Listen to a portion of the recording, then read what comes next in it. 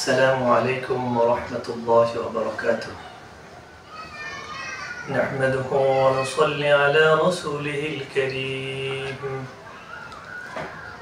أما بعد فأعوذ بالله من الشيطان الرجيم. بسم الله الرحمن الرحيم. سنريهم آياتنا في الآفاق وفي أنفسهم حتى يتبين لهم أنه الحق. أولم يكف بربك أنه على كل شيء شهيد. وقال رسول الله صلى الله عليه وسلم: تفكروا في خلق الله ولا تتفكروا في الله، أو كما قال عليه الصلاة والسلام. আজকে আমরা আলোচনা করব এই কিতাব থেকে। কিতাবটির নাম হচ্ছে মিন আয়াতিল ইজাজিল ইলমি আস-সামাউ ওয়াল আরদু ফিল কুরআনিল কারীম। তো কিতাবটির আলোচ্য বিষয় হচ্ছে আস-সামাউ ওয়াল আরদু ফিল কুরআনিল কারীম, আল কোরআনে আসমান জমিনের বর্ণনা। তো এই কিতাবে একটি শিরোনাম আছে, শিরোনামটি হচ্ছে আল আওয়াসিফুশ শামসিয়্যা ওয়া হারাকাতু তাবাকাতিল গিলাফিল জাওয়ি। এই শিরোনামটি বোঝায় আল আওয়াসিফুশ শামসিয়্যা অর্থ হচ্ছে সৌরঝড়। সৌরঝড় অর্থ হচ্ছে সূর্য থেকে যেই ঝড় হয়, যেই ঝড়ের উৎপত্তি হয় সেটা হচ্ছে সৌরঝড়। এবং হারাকাতু তাবাকাতিল গিলাফিল জাওয়ি, এবং এই সৌরঝড়ের কারণে সূর্য থেকে যেই ঝড় সৃষ্টি হয়, এই সৌরঝড়ের কারণে পৃথিবীর বায়ুমণ্ডলের যে স্তরগুলি আছে সেই স্তরগুলির উপরে কি প্রভাব পড়ে, সেই পৃথিবীর বায়ুমণ্ডলের স্তরগুলি কিভাবে প্রভাবিত হয়, এই বিষয়গুলো নিয়ে এই শিরোনামে আলোচনা করা হয়েছে এই মাকালায়। তো আমাদের শিরোনামটি হচ্ছে আল আওয়াসিফুশ শামসিয়্যা ওয়া হারাকাতু তাবাকাতিল গিলাফিল জাওয়ি।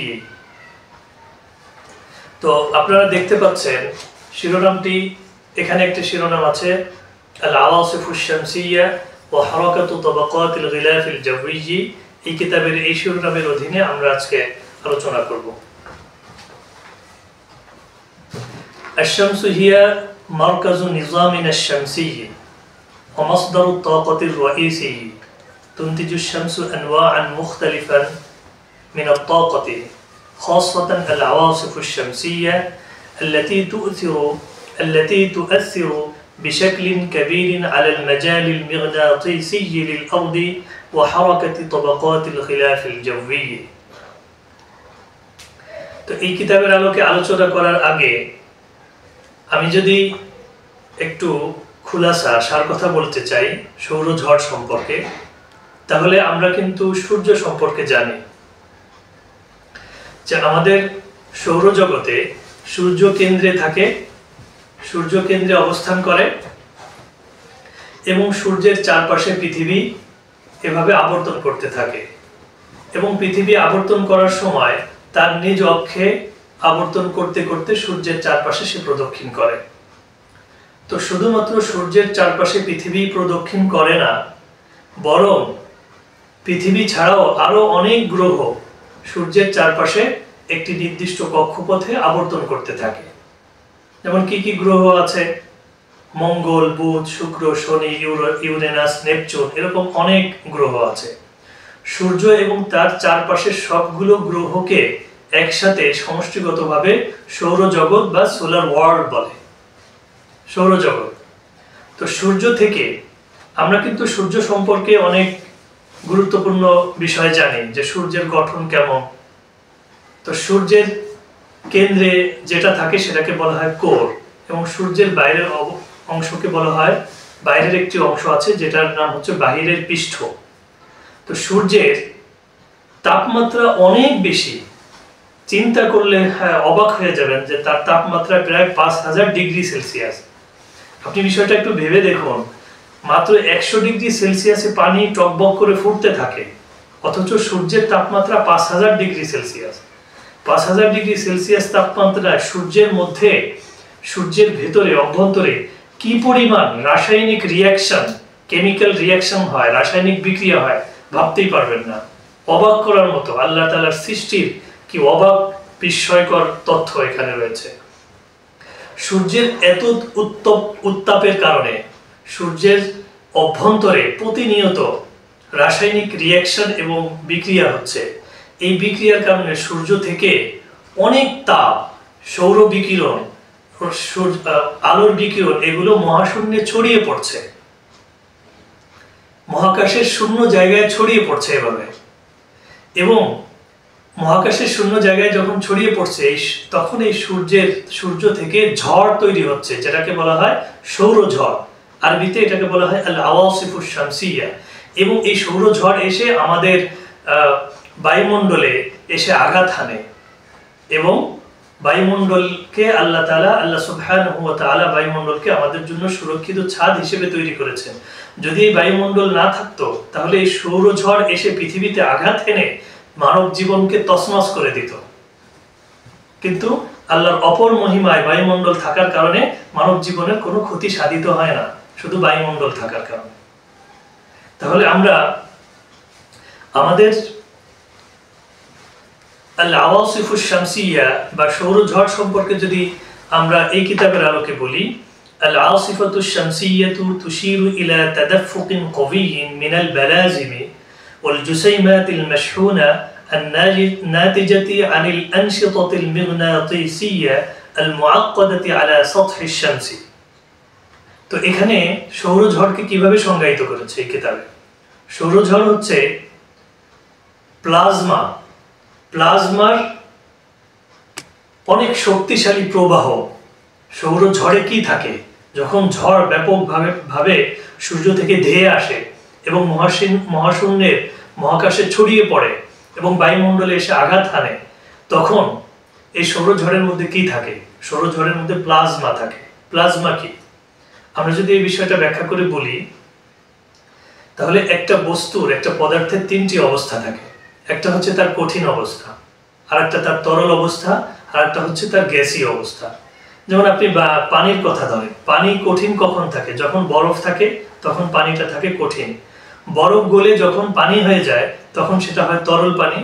এবং এই পানিকে যখন আপনি বাষ্প ফুটাইতে থাকেন, তখন সেটা বাষ্প আকারে উড়ে চলে যায়, তখন সেটা হয় পানির গ্যাসীয় অবস্থা। তাহলে একটা পদার্থের তিনটি অবস্থা হলো, সেটা হচ্ছে কঠিন, তরল ও বায়বীয় বা গ্যাসীয় অবস্থা। পদার্থের চতুর্থ আরেকটি অবস্থা আছে, সেই অবস্থাকে বলা হয় প্লাজমা। প্লাজমাতে গ্যাসীয় অণুসমূহ আয়নিত অবস্থায় থাকে, এবং এই অবস্থায় সূর্য থেকে সৌরঝড়ের মাধ্যমে এই প্লাজমাগুলো মহাশূন্যে ছড়িয়ে পড়ে, মহাকাশে ছড়িয়ে পড়ে। যেই প্লাজমায় গ্যাসীয় অণুগুলো আয়নিত অবস্থায় থাকে এবং তার তাপমাত্রা অনেক বেশি থাকে, এবং যেটা মানব জীবনের জন্য খুবই ভয়াবহ। এবং এখানে সৌরঝড়ের মধ্যে প্লাজমা ছাড়াও আর কি থাকে? ওয়াল জুসাইমাতিল মাশহুনা الناتجة عن الأنشطة المغناطيسية المعقدة على سطح الشمس। সূর্যের পৃষ্ঠে জটিল রিয়াকশন হয়, কেমিক্যাল রিয়াকশন হয়, রাসায়নিক বিক্রিয়া হয়। এই বিক্রিয়ার কারণে সেখান থেকে চার্জিত কণা নির্গত হয়। আল জুসাইমাতিল মাশহুনা, চার্জিত কণা নির্গত হয়, যেটা অনেক উত্তপ্ত থাকে এবং সেটা মহাকাশে ছড়িয়ে পড়ে। عندما تصطدم العواصف الشمسية بالمجال المغناطيسي للأرض تحدث تغيرات في العديد من طبقات الغلاف الجوي مثل الأيونوسفير والمغناطوسفير والإستراتوسفير. تؤثر هذه التغيرات بشكل كبير على البيئة الأرضية ونظام الاتصال والطقس. তো এখানে কি বললো? এখানে বললো হচ্ছে এই সৌরঝড় এসে যখন পৃথিবীর চৌম্বক ক্ষেত্রের সাথে সংঘর্ষ হয়, তো এখানে কিন্তু চৌম্বক ক্ষেত্রের বিষয়টা চলে আসলো। চৌম্বক ক্ষেত্র সম্পর্কে যদি আমরা বলি, তাহলে পৃথিবী যেটা আছে, পৃথিবীর চারপাশে পৃথিবী একটা বিস্তৃত এলাকা জুড়ে তার একটা চৌম্বক ক্ষেত্র তৈরি করে রেখেছে। এমনিভাবে অনেক নক্ষত্র তার চারপাশে একটি চৌম্বক ক্ষেত্র সৃষ্টি করে রেখেছে, যেমন সূর্যেরও একটা চৌম্বক ক্ষেত্র আছে। তাহলে পৃথিবীর চৌম্বক ক্ষেত্র যেটা, সেই চৌম্বক ক্ষেত্রের সাথে যখন বায়ুমণ্ডল থেকে, সূর্য থেকে সৌরঝড় এসে চৌম্বক ক্ষেত্রের সাথে সংঘর্ষ হয়, চৌম্বক ক্ষেত্রের সাথে ধাক্কা লাগে, তখন বায়ুমণ্ডলের যেই স্তরগুলো আছে, আমরা কিন্তু আগে একটা ভিডিওতে আলোচনা করেছি বায়ুমণ্ডলের 5টা স্তর আছে। প্রথমটার নাম হচ্ছে ট্রোপোস্ফিয়ার, তারপরেরটার নাম হচ্ছে স্ট্র্যাটোস্ফিয়ার, তারপরেরটার নাম হচ্ছে মেসোস্ফিয়ার, তারপরেরটার নাম হচ্ছে থার্মোস্ফিয়ার, এবং সর্বশেষ পঞ্চম স্তরের নাম হচ্ছে এক্সোস্ফিয়ার। তো এই সৌরঝড় এসে যখন পৃথিবীর চৌম্বক ক্ষেত্রের সাথে সংঘর্ষ হয়, তখন পৃথিবীর বায়ুমণ্ডলের যে স্তরগুলি আছে সেই স্তরগুলির মধ্যে কম্পন শুরু হয়, ভাইব্রেশন শুরু হয়। তখন এই স্তরগুলো প্রভাবিত হয় এবং তাদের এই স্তরগুলির মাঝে যেই পরিবর্তন সাধিত হয়, এই পরিবর্তনটা মানব জীবন এবং পৃথিবীর পরিবেশেও অনেক ক্ষতিকর প্রভাব সৃষ্টি করে, অনেক মানব জীবনের জন্য যেটা অনেক বেশি রিস্কি। এবং অনিজামুল ইত্তিসাল ওয়া তাকসি, এবং আমরা কিন্তু বিষয়টা জানি, সেটা হচ্ছে বায়ুমণ্ডলে যে স্তরগুলি আছে, কোন স্তরে ওজোন স্তর আছে, কোন স্তরে মহাকাশ যান অবস্থান করে, কোন স্তরে কৃত্রিম উপগ্রহ বা স্যাটেলাইট অবস্থান করে। তো এইগুলির মাধ্যমে আমরা কিন্তু আমাদের যোগাযোগ ব্যবস্থা, রেডিও ব্যবস্থা, জলবায়ু এবং আবহাওয়া সম্পর্কিত প্রেডিকশন, এই বিষয়গুলো কিন্তু আমরা হেল্প নেই। তো যখনই এই সৌরঝড় এসে বায়ুমণ্ডলে আঘাত হানে, প্রবল বেগে যখন আঘাত হানে, তখন এই আমাদের যোগাযোগ ব্যবস্থা, আবহাওয়া এবং জলবায়ু সম্পর্কিত প্রেডিকশন ব্যাহত হয়। মা হিয়াল আসিফাতুশ শামসিয়াতু ওয়া মা হুয়া মাসদারুহা।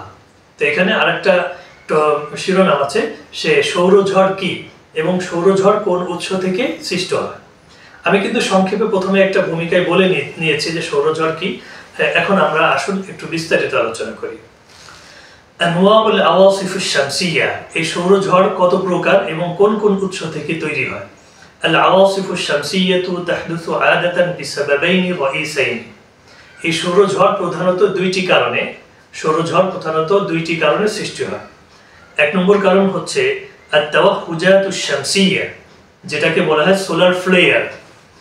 সূর্য থেকে লেলিহান শিখা বের হয়, খুবই বিস্ময়কর এবং ভয়ঙ্কর। সূর্য থেকে লেলিহান শিখা, দাও দাও করে লেলিহান শিখা বের হয় সূর্য থেকে, যেটাকে বলা হয়েছে আত-তাওয়াহুজাতুশ শামসিয়া। عندما يحرر سطح الشمس طاقة حرارية ومغناطيسية فجأة مما ينتج إشعاعا عالي الطاقة। যখন সূর্যের পৃষ্ঠ তাপ নির্গত করে, অনেক বেশি উত্তাপ বের হয় সূর্যপৃষ্ঠ থেকে এবং চৌম্বকীয় শক্তি নির্গত হয় সূর্যপৃষ্ঠ থেকে, তখন সূর্য থেকে উচ্চ কম্পাঙ্কের আলোর বিকিরণ তৈরি হয়। সূর্য যে আছে, সূর্য থেকে আলোর বিকিরণ বের হয়, নির্গত হয়, যেই আলোর কম্পাঙ্ক অনেক বেশি, আলিয়াত তাকা। আরেকটা কারণ কি? আরেকটা কারণ হচ্ছে আত-তারদুল কুতলিয়ুল ইকলিলিয়ু। এটাকে বলা হয় করোনাল ম্যাস ইজেকশন, বা সংক্ষেপে বলা হয় CME। তো এটা হচ্ছে সূর্যের যেই বাহিরের পৃষ্ঠ আছে, এটাকে বলা হয় করোনা। সেই করোনা থেকে এই বিকিরণটা, সৌরঝড়ের উৎপত্তি হয়। সেটা কিভাবে? ইনদামা ইয়াতিমু ইতলাকু কামিয়াতিন দাখমাতান মিনাল বালাজিমি ওয়াল জুসাইমাতিল মাশহুনা মিন তাবাকাতিশ শামসিল খারিজিয়্যাতি ইলাল ফাদা। সেটা কিভাবে? যে সূর্যের যে উপরিতল আছে, বাহিরের পৃষ্ঠ আছে, আমরা কিন্তু শুরুতে এই সম্পর্কে একটা ভূমিকায় আলোচনা করেছি। সূর্যের যে বাহিরের পৃষ্ঠ আছে, সেই বাহিরের পৃষ্ঠ থেকে প্লাজমা নির্গত হয়, যেখানে গ্যাসীয় অণুসমূহ আয়নিত অবস্থায় থাকে, এবং সূর্যের পৃষ্ঠ থেকে কি নির্গত হয়? সূর্যের পৃষ্ঠ থেকে নির্গত হয় হচ্ছে চৌম্বকীয় শক্তি। এটা বের হওয়ার কারণে এর কারণে এই করোনাল ম্যাস ইজেকশন CME-র কারণে সৌরঝড়ের উৎপত্তি হয়। التغيرات في المجال المغناطيسي للشمس التغيرات غير المتسقة في حركة المجال المغناطيسي للشمس هي السبب الرئيسي للعواصف الشمسية. يحدث هذا بشكل خاص نتيجة لإعادة هيكل المجال المغناطيسي للشمس. তো এখানে বললো পৃথিবীর যে চৌম্বক ক্ষেত্র আছে, আমরা আগেই বলেছি পৃথিবীর চারপাশে তার একটা চৌম্বক ক্ষেত্র তৈরি করে রেখেছে। পৃথিবীর চৌম্বক ক্ষেত্রে যখন পরিবর্তন হয়, সৌরঝড় এসে আঘাত করার কারণে পৃথিবীর চৌম্বক ক্ষেত্রে যখন পরিবর্তন হয়, তখন এই পরিবর্তনের কারণে এই পরিবর্তনটা হচ্ছে মূলত দায়ী হচ্ছে সৌরঝড়ের কারণে। আর এই পরিবর্তনটা মূলত হলো পৃথিবীর চৌম্বক ক্ষেত্রের গাঠনিক পরিবর্তন আসে।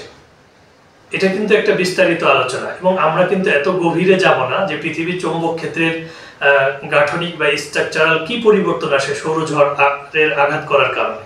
তো এখানে শুধু এতটুকুই আমরা বলি যে পৃথিবীর চৌম্বক ক্ষেত্রের যখন সৌরঝড় আঘাত করে তখন তার চৌম্বক ক্ষেত্রে ব্যাপক বিকৃত হয়, আর যখনই পৃথিবীর চৌম্বক ক্ষেত্রে ব্যাপক বিকৃতি সাধন হবে তখনই কিন্তু সেটা মানব জীবনের জন্য অনেক বেশি হুমকির কারণ।